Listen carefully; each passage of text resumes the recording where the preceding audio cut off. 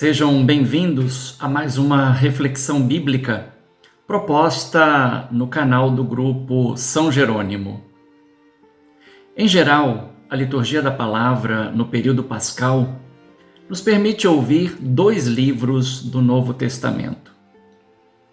Na primeira leitura, proclama-se o livro dos Atos dos Apóstolos, através do qual percebemos a presença e a ação eficaz do Espírito Santo conduzindo a igreja e evidenciando em particular o protagonismo de Pedro e Paulo.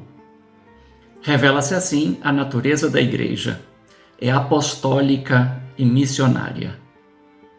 No Evangelho, proclama-se o 4º Evangelho, comumente dito segundo João, permitindo-nos adentrar no mistério do Verbo encarnado. Iluminados pela luz da obediência incondicional de Jesus a Deus Pai e a sua vontade, se aprende a vencer as trevas que envolvem os seres humanos no mundo. A essência dessa obediência é o amor trinitário.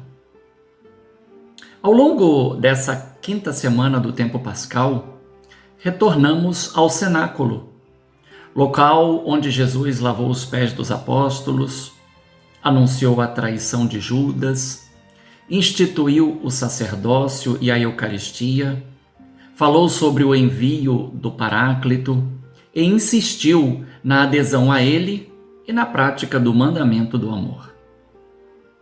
O tema do amor ocupa o centro do discurso de Jesus aos seus apóstolos. Já envolvidos pelo exemplo e diaconia do lava-pés, e apesar de não termos o relato da instituição da Eucaristia, sabemos que esse é o contexto. Se João 15:9 explicitou o que significa ser discípulo de Jesus, isto é, permanecer no seu amor, concretização da vontade de Deus Pai, a partir do versículo 12, especifica-se o que, concretamente, define os discípulos.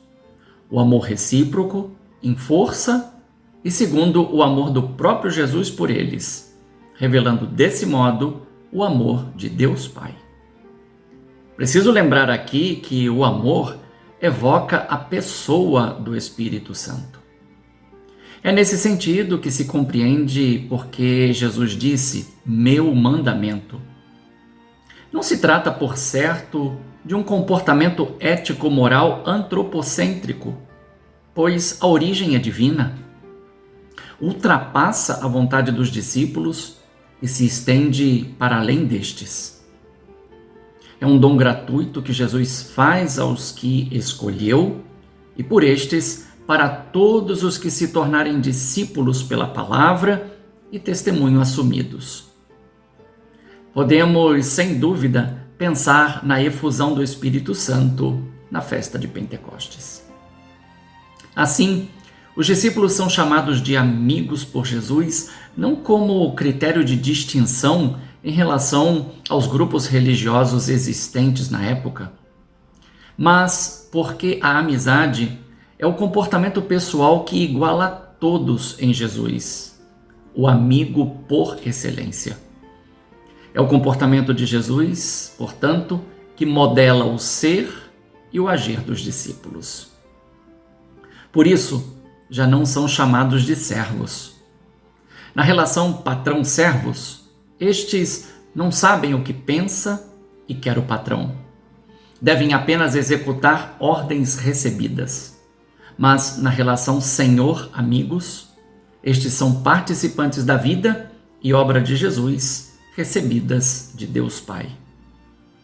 O amor, então, se revela universal, pois a sua essência é a exemplar relação de Jesus com o Pai, ora estendida e entregue aos discípulos como mandamento não imposto, mas concedido como dom, do qual brotam a escolha e a opção de Jesus por seus discípulos. Ao invés de o mestre ter sido escolhido pelos discípulos, como era comum acontecer na época, foi Jesus mestre quem escolheu os seus discípulos. A principal lição ensinada é o amor, feito entrega e doação. Então, se o amor for acolhido e transmitido com a própria vida, produz o fruto que permanece. No mundo atual, se evocarmos aqui a parábola do semeador, continuamos presenciando, por um lado, a eficácia permanente da semente, mas, por outro lado, a sua não realização, devido aos diferentes tipos inapropriados de terreno. Apenas na terra boa, a semente morre, germina, cresce e produz muito fruto. Se considerarmos o tempo do ministério público de Jesus, podemos ver a sua ação que preparou a vida de cada discípulo para receber a boa semente do seu amor. De igual modo, a nossa ação evangelizadora não deveria ser reduzida somente a lançar a semente da Boa Nova. Ela requer, para não ser desperdiçada, o empenho na preparação do solo da mente e do coração do ser humano odierno. Este continua sedento e faminto de amor, mas ainda está iludido com o sucesso, o poder e a vida fácil.